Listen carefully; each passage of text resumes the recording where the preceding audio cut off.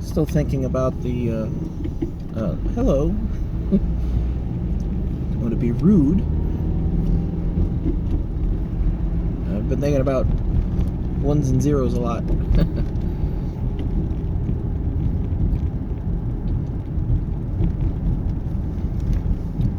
I annoyed myself in wandering into a intellectual property argument that was to which I didn't really have a good response. You know, it's difficult to it's very difficult to verbalize some ideas, to get them across or to present them in an understandable way. It's extremely hard to do it in under 180 characters or something.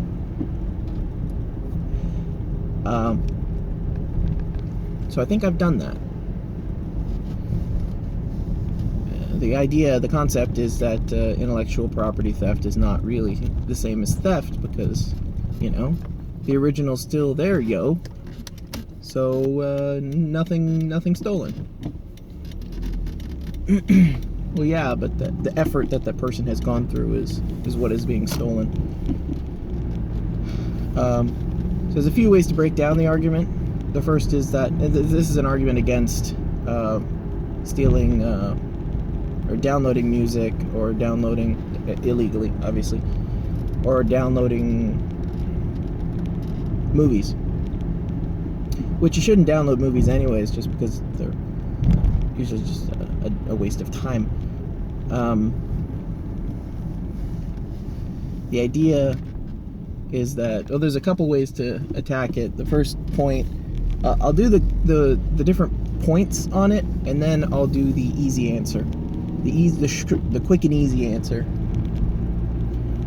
The few ways to attack it are, it's a big guy versus little guy thing. So, multinational company Viacom puts literally $10 billion into making a movie that lasts 90 minutes. And then someone downloads it and copies it endlessly and makes it available online. Are you sad for Viacom? Okay, yes, no, maybe. Let's flip that around. What is it? Indiegogo, independent funded Kickstarter.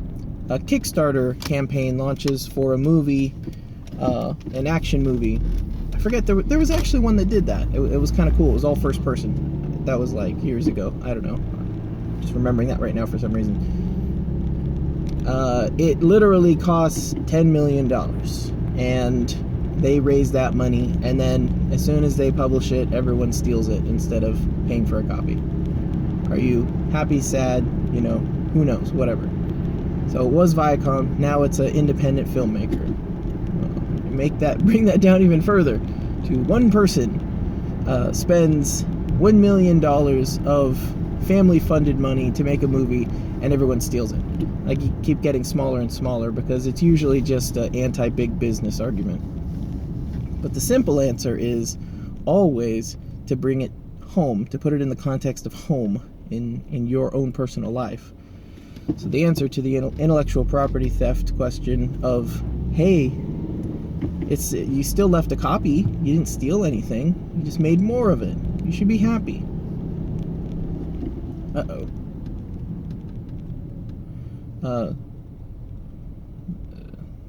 The short answer on that argument is,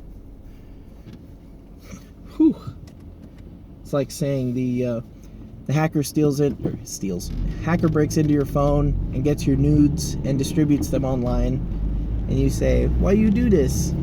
And he says, chill out, man, I left the originals there. So you've got a digital copy of information that you want for a select audience. Those ones and zeros are the same ones and zeros as all the other ones and zeros that data are made up of. But these are in a particular configuration that you are particularly fond of, and you created them, and you wish to keep them for a select audience.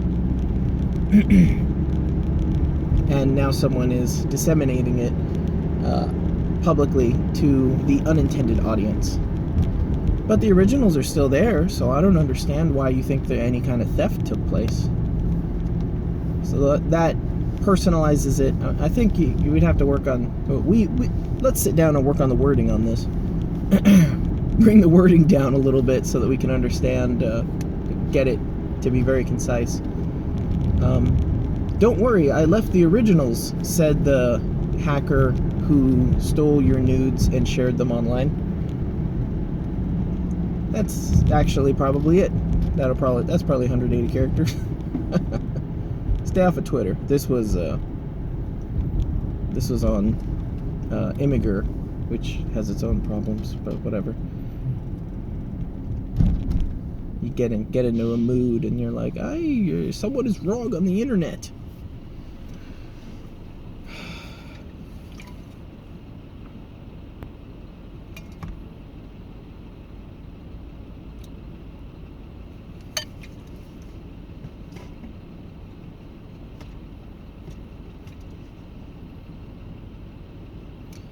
What's interesting is that there isn't really a patent. I mean, technically the DMCA is that, to an extent. I'm not talking about like Sony running a DMCA against 8 bytes of information, which they did. But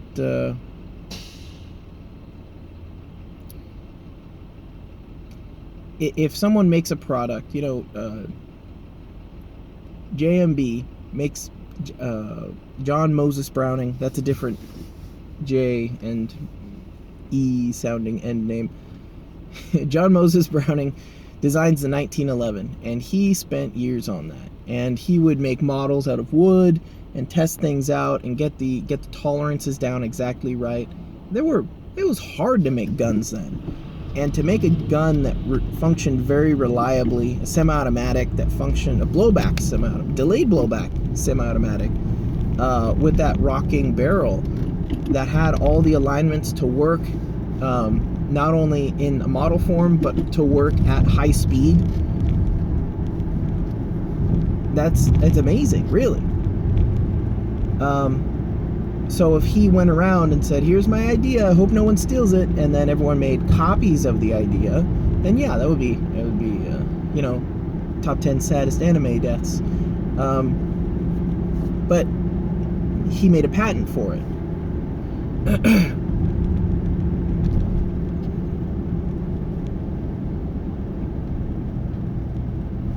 Yeah.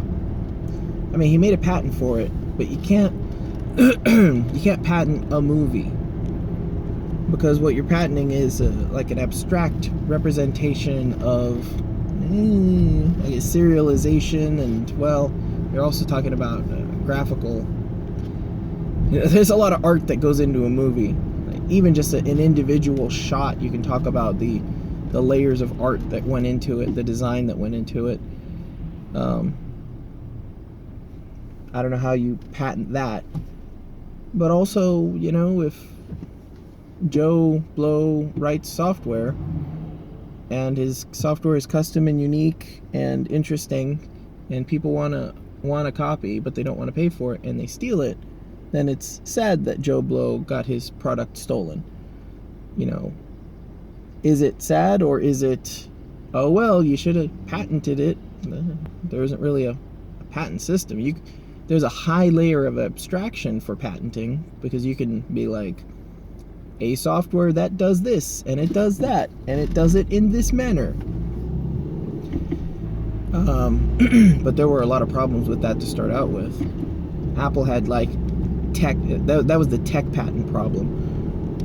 Apple had tech patents that were like using your finger to touch a thing. It was very, there wasn't a lot of technological knowledge in the patent office, so you could say things like using your finger to interface with the device instead of brainwaves, I guess. I don't know. And those are a bit a bit too abstract. So it's like, how do you get closer? There was a that was actually recent, the Vault, what is that Vault mini game, the Fallout, where you had a vault. It was like a mobile game. Why would you make a mobile game? Because you can track the identity of the person and all of whatever their interests are and stuff like that. That's how they make. If a company makes something free, it's because they figured out a different way to make money off of you. That's why, okay?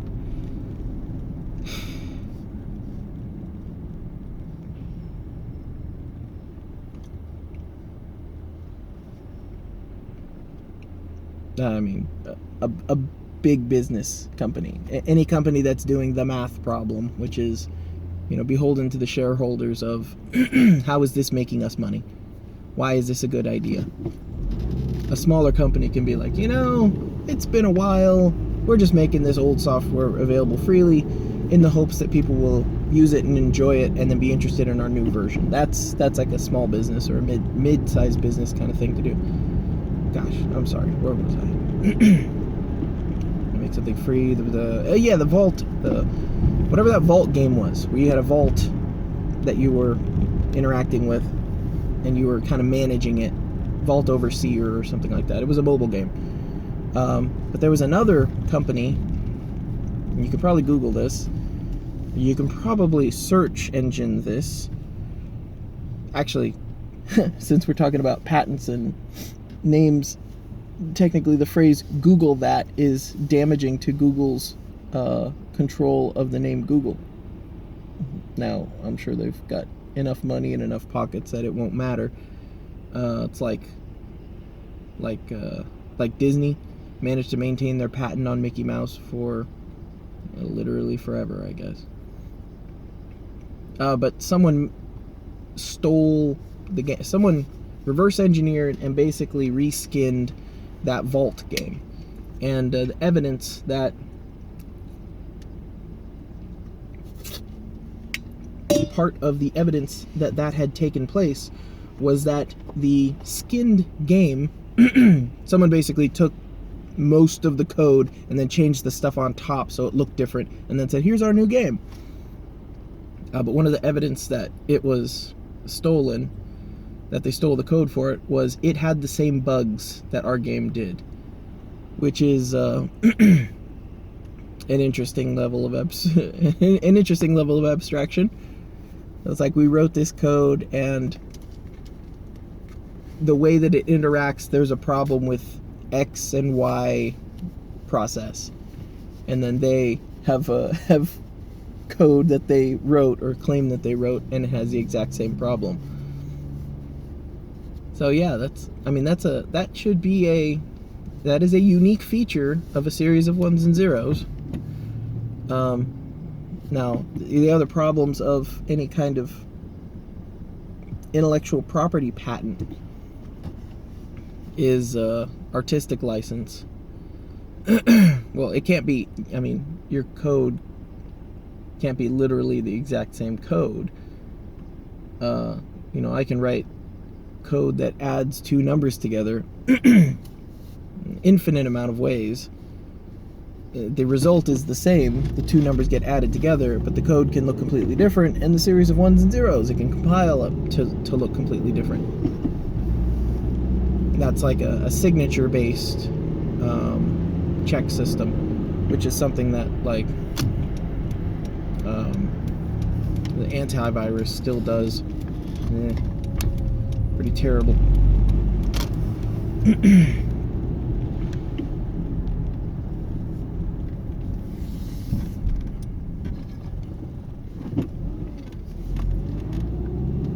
So that's not, since they stole that code and changed the top part of it so that it looked a little different, that series of ones and zeros would be different. However, they still stole most of it. So you think about it like a gun receiver kind of thing. In firearms law, a firearms receiver is the part of the gun that has a serial number on it. and a firearms receiver is any hunk of metal which has sufficient dimensions and capacity to accept the parts. Now, there's obviously a difference between a block of aluminum and an AR-15 lower receiver. Lots of differences, actually. But the legal question becomes, when precisely does this become that? And the legal answer that was provided was 80%. When the work to turn a block of aluminum into a actual AR lower receiver is 80% complete, or rather more than 80% complete, technically, then it becomes a firearms receiver. Not before that. So I guess at 81%, it's a firearms receiver. But at 80%, it's a hunk of aluminum. Functionally, obviously, there's a pretty heavy difference between a hunk of aluminum and a 80% completed firearm. But legally, there has to be a distinction. So you can sell 80% firearms receivers through the mail. And you can go buy one right now. They're pretty inexpensive. And you have to finish the remaining 20% of the receiver yourself. And that does take some skill, but like you're creating it. So maybe something like that needs to exist for code. Like 80% copied, 10% different. I don't know. But there's other things where a percentage isn't actually an accurate representation of what the code does. So, I don't know.